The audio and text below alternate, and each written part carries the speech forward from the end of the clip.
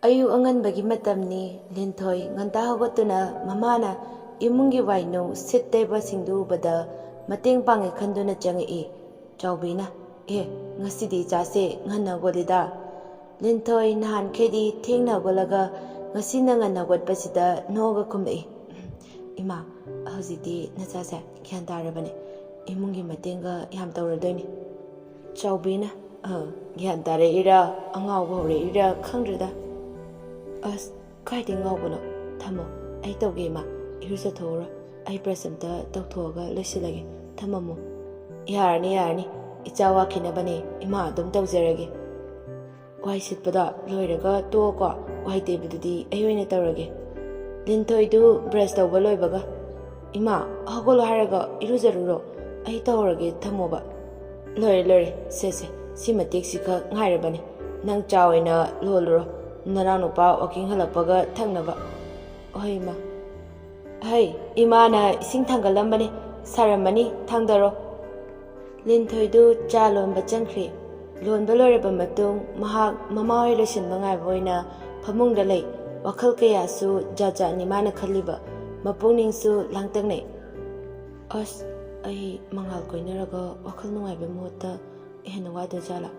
Oida, I yarg. Adum manaso ibu yang nungsijaba male endisu hausikem magi maramda khangba natabanina ai sumaina sum leidoi sarukpadi mangaluma khajana koinarage ngasi huna doisa binado pau khangam da jalane ai amta haikige asi haiduna Linthoi du binada pau tamgi khanduna binada call tari Linthoina hello bye tumoga triba binana awale brush tawba loibada ngai kedarage Linthoina kem tawdeda sum hawala ran hangakpane adudi pasu hawke nabani da paum tatange na tawbane binana oyapo Linthoina as parekte mahawa trijala khangde binana hawala kirema ado kai paung haro ai do ngasi mangalgo na bachatkeni manamta unasari o kai harake to pade Ataydi Irakde, Ado I ngarang sum khanbada, I mangal na habada, yarage na khale. Binadu yam gogna, asing biruba, soidroba. Orenuna bada yari na kumage. Aya, yam tajadaba, kamaina yaninga ngino. Linthoi du kari kairap tawna kumai. Sum noina Simon baga aday mangal susum nungairakdraba. Aina su enti ngaibada wabada. Adumaina masu warangani aduna nungaite su awabado masak khangbanina adai endi sum thajaba ngamautraba fanam kuirasi fau kain fau hairakte swaida leibasu natabanina binana aduna bai aduna yam fani endi su lakadaba mandre mangal goina fajana oina koinarage ado nang mangal haido sendok chawko natradi chopchani sum aina kredugine ado sendongna bata hobana ada endigise color ti nungaite ai Hanlakkhini nadi thajakibane ado fare masu nungaina leiboresanu color no se bai hawjik dungi oina khalo hoi ado budi endi latrisa aiga mangalga thengnaraknaba oiramani yes mane makhoi ani na wari sanaringe da dipana Linthoi da message tari message ki waro bye ai battery yaudre mai su lagde ren mai lagpaga oina call tarage ko Linthoina dipa do ingonda message tari binana kai hareino ma kaino call oina ko torokpa yabase Linthoina ma battery yaudre mai su lagde ren oina tarage binana Linthoina ado bye ai thamage anga walking halani Chanung Tanaba amta sim saroge. Oi, Renamo, Bauhoro go. Oi, Tamiko. Pungama Makaimo, Tasilakle, Linthoi du, Mangalunanaba, Kanalassinduna, same sari. Lusin Baloibaga, Linthoi, Taglam Dida, Mangiwakal the Kali. Ai, Mangaga Koinava Horakanda, Indimu, Aladi, I am Chaktarida. Os, Auziti, Mahalak the Banafereni. Aisu Magiwakalamu Kalaktanaba Linthoi mamada mamane bigi manakta chalugi hazinduna mangal unabagi tholai mabani na unagadariba mafam adugi lambi lakpada Dipagi kolai Lintoina Dipa kaitorage Dipana Ibema paunungaiba ma tamgena battery yaudi call tawreine kai pauno thunairo ai lambida leiba ho nangna matam kuinadagi Hanlakkhini na ngaijarakpa endido la e hauzi Kiran khoida leiba male Kiralna pau pirakpani Linthoidu yam ngangna ha kai no haisiba asengbeira mani keno aibo mo fagi tawkhidra moi thabak tawriba male adu loibaga nangonda call tawrakani haibane adugi si pause tamgera tawreine Linthoi endila e tabada wangangdana tuminna lei Dipana bhai tabro kidorage tai soitriko bhai nangise as thajadragane hore call tawrakbaga khangani ado ai thamage battery yaudriba maisu lakte airi tawfonga amata khangdre hore mai laga oina mo call tawrage ko hoi bhai Linthoido hauzi kaidawgadabana khangdre mahak matha yamna sare mangaldabu yare haigadra endidabu mana haigena khankibasingdo haigadra as kaino ina tawdusiba endia nang kitang tuna la amadi ngasi warise waroidabane hauzik fau ai nangbudi thamoi sengna nungsiri mangalda isu hena ai mangalda asengbada loina hairage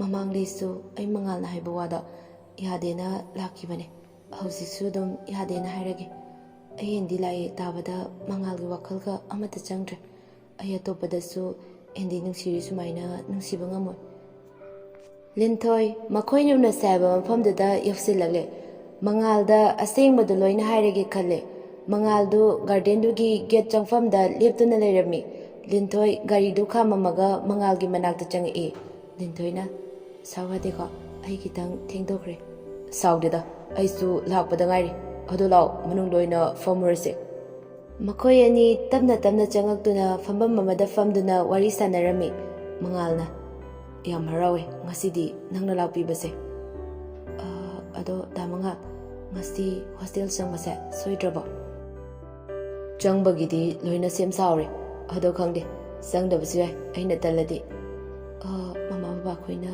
yarakadra yarakanida suti leiri khoigi ado nang saudi sauningamani ai sum hanjin hairaga leirina ado nang oji kai khalige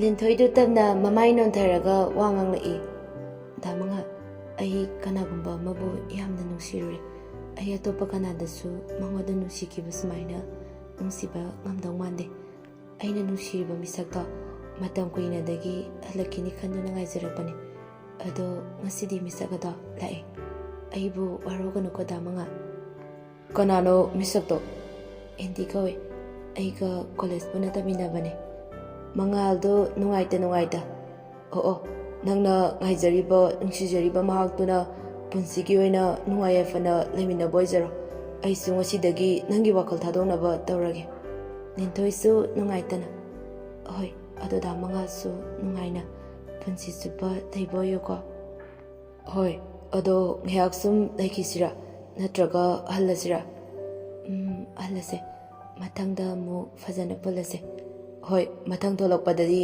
endigasu sakhangnage hoi yaye damanga mangalsu nungaitaba kaya dolosilaga maithongda noksinaduna ado ai tholakpada lohongaga leiramniko as kaidenoda adodi wali fagi tawnida ado damanga hauzik hanbaga dum changladora hostelda ngak leibaga changlani adodi chanaba tawrasira hoi chalase Linthoidu halakpaga yum hegeubaga number khangdaba madagi call tawrai Linthoina hello Linthoi natra mane kana ai endi ne sinangi number ra mane ai ngasi lakpane kirandai nang number se lauraga call tawrai ne yare nang yamna sauni ko asukui base kim harektine jalamdai dasu airamde call tawrasu sisobadum saunuba ai phone da tahore yumda chatpa numituda adugi aisu nangi number ke ka loina phone aduda yaukhibai pau forakadabada yadre as ada nang hairambadi yabane chalamdaido nang college ka loina toba adum kuina laktrida toe aido salakwa yadabagine asomda thabag yam chille ado nang sida sum leiradoi natra amo hankidora ai amukti yumda chatkini aduga laadoine sida leinabagi tawrani uda kuire sakaloina olamani nangsu uda kuire ado hayeng yaradi unase wa ama haibige hoi yaye ado ai hayengdi college ni halakpaga yagadra hoi college suti tharakpa matamda aina hek phamba waiting set tuda ngaironge aduda unase bina koi dipa koi su uda kuire hoi aduda thengnarase ai moisu purage ado kaidoramina sum phamambane adudi fare aisu tamage kiranga thaba mata chaluge hoi thame ngihak leibaga bina linthoi da call tar binana linthoi taye bai nang sayukti mangal na haibada yarani na haikidaina mangal na haibadadi yaraktin hai bai noi sauna endido masilai ahidugi mangal na haibada yakidabane soidraba bai nangdi kamaina khangino ngasai mangalunaba chatpada dipan hairakpane kiran na mangonda hairaena ado hojiktasu endiga wari sanarambane mangalda nangdi nungaite yamna mada thawai yamna nungaitaba male ado fare bai nangna nuksijariba endida adugo oina fazana koina boiro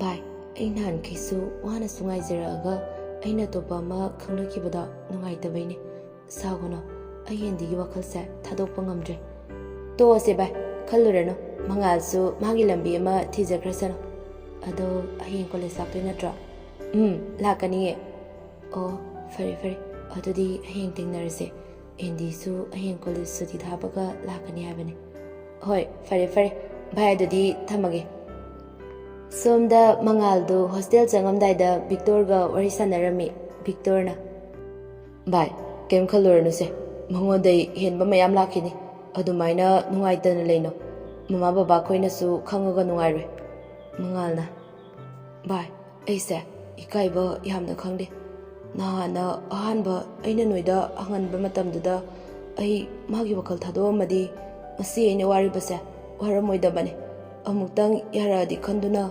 anjin ikaiba pumba thadoga hairubane aise mana yamna fatana khalambani ai noina haba wada tarangadabane Victorna bai nupa mandaba tawne nang manatrasu mayam lakine hauji nang nungaitana leiraga linthoi mu yarakadaba nate mangaldu nungaitana hoi bai ai khallaroi masu mana nungsijariba misektuga thongna boirasano aisu ngasidai magi wakal thadoge Victorna adona ngasi hostel changnidi khangba natra linthoi khangbane ai chatlamdai sida chalugi haina fau haiba ngamtre mongonda hairano to nang amu hena nungaitana bane hairre ado bai nangsu thuna laknaba tawroko ithanta ada lebada taleba hoi aisu yumna hostel da changnaba hairabane thuna lao ado aisu mahayamta tathoge baba khoisu ai ngairaga leiramane hoi bai Binasu Dipaga Linthoigi maramda wari sanaduna lerami makhoinadi mangalga khangnabana fani haiduna khali adubu Linthoigi wakaldadi endinatana atopa changde Dipana endi sisu lakidi kharangana laki leite pele aidi mangaldusu fazana nungairamra Binana ngasai Linthoida mangalna haibado yaragi khale kaina aiga wari sanarambane ado endi lakpada loina kaikre to asise Linthoisu endi kuina ngaijarapane mabani nungsinarasana hoi adubudi khange Linthoina endi nungsijabado aduda mangangi khalaga nungaitaba wane ado ngaikone endina Linthoi nungsiramdradi bera kani he kamai tawbadudi hayeng khangba haiduni hawjikta Linthoiga paw fawnabada hayeng endi lakani hai aduda khangani somda Linthoidu yamna harawi ngasidi mana kuina ngaijarakpagi mahi fangani khanduna wakalda nungaina lei Linthoi college tanabagi loisinba pumba loiraga yumdagi thoklamdaida magi mapungda isorbu khurumjai. Sir, ngasidi aina matam kuinadagi ngaisarakpa mahakto lae. Aina kanamta yengdana mahaki wakal hongdana laibagi mahi fanganbiyu ko nanaibu thaujanbiyu. Nanaibu amuk hana wahanbiroino. Linthoi du yumdagi thoklaktuna college yaurae. Dipa khoisu thengnaduna class manungda changlai. Dipana, bhai, ngasidi soidraba natra hindi lakpa. Linthoina, soidre bhai. Dipana, ngasidi Linthoina nahan kei wana ngaijarakpagi mahi fangani. Linthoina, ai horen haiba ngamdadana. Dipana, nang aduda amuk tawleradi ai noina haibirani. Linthoina, haibinu ai adum horen haijage. Dipana, ada adum ma ngairaga leiramdoira. Linthoina, ngairamdoidi male, ngairamdragana aikoina ngairedana. Linthoi, Bina amadi Dipa makhoi hum college loibaga tholai. Makhoina hek tholakpaga Andy waiting setuda famduna leirami. Linthoi du Andy hek ubaga kanagumba mana yam nungsijakhiba ma siruraga mu hingatuna magi manakta halakpagumna asuki matik haraujai. Binana, bhai, Andy di aada leire. Chalo, changuro. Linthoina, ngaikoi mi khara changnakhisano ikaiba. Dipana, kaigi kaiduno moidi nuksinaba leitabra haise kaimi kainingai leitisida nang haiba ngamdraga aiga binaga hekta changaga hairadoine. Nangsidi adolaw pulap changurase Andynasu noiuda kuirena haibane. Dipana, lao changurase ngaya wari sanabaga aiga Dipagadi thokrage nabani khak wari sanauro aduda hayoro. Linthoina, hoi ngasidi kanamtana thingba ngamure aina magi mafamda nungsi haibada. Binana, bhai, misu thoknakhre law Andy ngaibada waramani. Makhoi hum Andy gi manakta changaktuna. Dipana, Andy uda kuirene nungairiba. Andyna, nungairiye noidi. Dipana, aikoisu adum leiri haiduni adu nangsida adum leiradoi natra. Andyna, bhai, aise amukti yumda jakhini ngasi adum chaladabane aduga adum kuidabida laani sida. Dipana, adum leito kaina chakhrano mi nang airamdabida jakhibagi saunaba yam yaorabane. Linthoi du Dipada haiganu haibe mongda ingida matawi. Andyna, noi sauramani khangesu hairamgadabada hatu haiba kahore adagi phone chu lambida adum tahaubai noida pau phaurakadabada yadadana adum toy ado ngasi chalaga kaisu kuina leiroida ai thaba ama leibaine adu loiraga adum laani. Linthoina, kai thabang naise. Andyna, ai ngara wa ma haige habado noida. Linthoina, kai wano hairodana. Andy du ikai nairi aido lohonggadore adugi aada lohongba kaika loiraga amuksida mago pulap leinaba lakadoine. Linthoi wadu tabada mamittagi mapira chelakhi magi punsida khwaidigi nungaitaba khwaidigi ningba kaiba haibada ngasi oikhi. Mana haigi khanduna lakpa ngasidi soidre khanjakhiba pumba loina arembada tarakhi. Awaba nungaitaba kaya dulotuna maithongda noksinaraga hairakhi. Aima yam thajadena bai. Andyna, aisu kitangale lohongdoise ado aikoi bacho khoina loina sinbibane aisu adum yare. Linthoina, nanga khangnaba nupira lohongdoise. Andyna, sakpudi hanadagi khangne ada nungsinabadi nate bacho khoina adum haibaduda aisu yaraba. Linthoina, Andyna, Dipa, Bina kaidarage waga ngangdrade. Bina du ikhangkhangna kaisu tawdeda. Dipana, nabanigi wari sanabada tarine. Andyna, ado nahankai unadabasu kuire ngasi unabasida kainum chaminasidana hotel sidasu leire. Linthoina, Andy sauranu nang matang lakpada adudoina charase ai yumda thaba maleweba ada noi humoina chauro aidi hannaba tarage matang oina yaroge. Dipana, Andy mathang doina pulap chaminarase ngasigidi charroise. Andyna, farene mathang oina tawrase dudi. Linthoina, hoi mathang amuk thingnaraga wari fazana sanarase ngasigidi saurunako aikhoisu hannaba tawrage Endina hoi farene adudi aisu alage ngasi yumda handoinina Lintoina hoi Endina Bina Dipa chalage ko Endi du chatkibaga Lintoisu Bai aisu alage ko Dipana Bai ngaiko wari sakise nang kai taroge aikhoisu khangi nang nungai tabado Lintoina ai kisu tawde Bai konoina sanarase ai halage ko Masi hairamlaga Linthoi makoina haiba watadana mayumda hankre Dipana as Linthoi se maraiba yam thiko magi khanbada yam nungaite Binana Bai Linthoi se phajana thamoi kairamani ma kuiraba matam se ngairaga lakjaraga as mangalga khangnarambana fabajani Dipana adune bai as ado law ibani soalase hoinumidang maga wari sanarase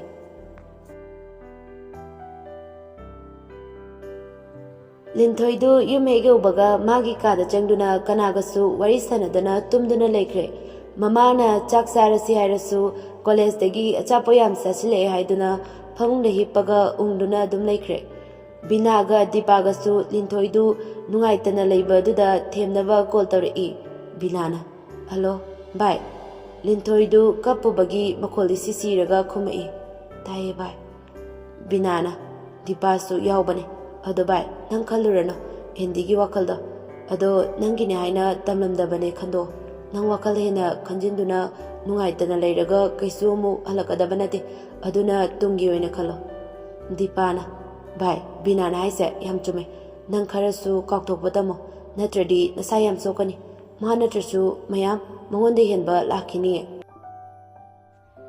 Linthoina bai sidi mangonde henba ma lakpaki wanate aine hindibu nungshikibada adugini ai surbudi yamna warawe aina kailan kibanana aingonda asugwaba chainase aingonda pibiribano ai bosigamna walise aina migi mangnaba kari tawgrage hoi mangalsu thamai kairamani ado aidi mangonda minambadi tawkidabani aina endi yamna khanjarubai ai atopada wakalongdo pangangkidabaine aina matam kuina ngaijarakpasidi isor manasu obide aina maga unaba chalamdai khudingi isor mangonda nijabada nongmata aigi ningbusu thunganbide isor mangonda endiba muktandi halhanbiyona nijabada ma aigi nakta lakti lai ada aigi ningba thungnabadi oidre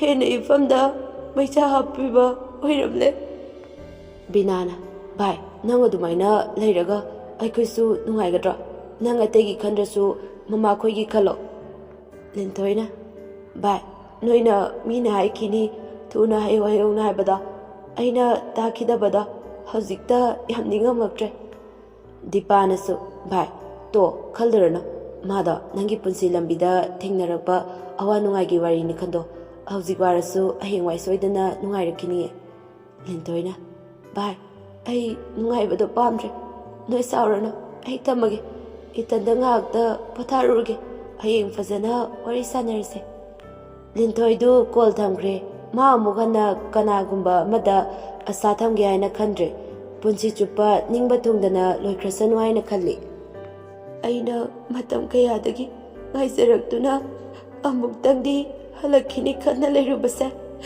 haise ngasidi Hanlakkhini khana thazarubagi mahai fangle